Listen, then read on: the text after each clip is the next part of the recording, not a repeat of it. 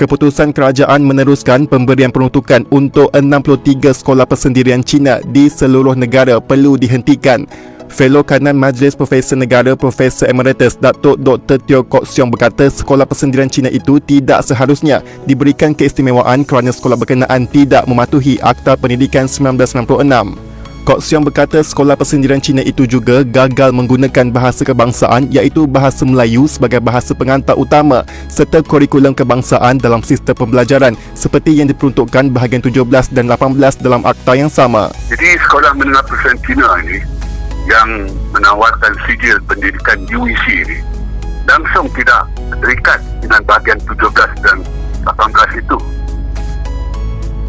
Oleh itu, pemberian peruntukan ini didapati tidak selari dengan sistem pendidikan negara kita lah dalam konteks Akta Pendidikan tahun 1996 itu. Dan bagi saya lah, dengan adanya pemberian tahunan ini, ia semacam dana prerogatif kerajaan lah, iaitu pemberian istimewa yang bersifat eksklusif oleh kerajaan kepada Tong Song yang mengendalikan semua sekolah menengah persendirian Cina itu.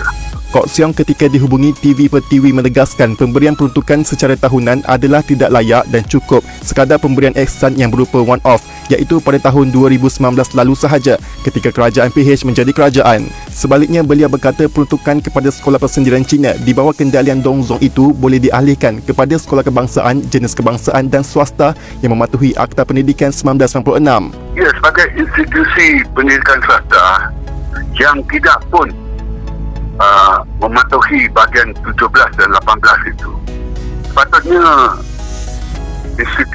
institusi swasta, pendidikan swasta demikian tidak layak diberi apa-apa peruntukan.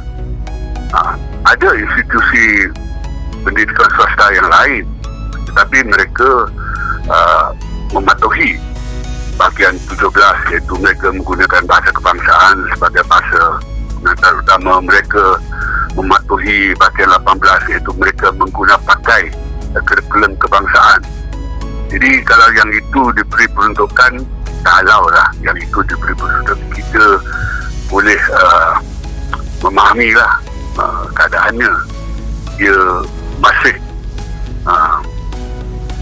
berada dalam sistem pendidikan negara, iaitu mematuhi bahagian 17 dan 18, tetapi sekolah menengah persendirian Cina ni mereka langsung tidak mematuhi 17 dan 18 itu. Jadi mereka menggunakan pakai bahasa Mandarin dan juga bahasa Inggeris sebagai bahasa pengantar utama, dan mereka tidak menggunakan kurikulum kebangsaan. Mereka mengubal kurikulum sendiri.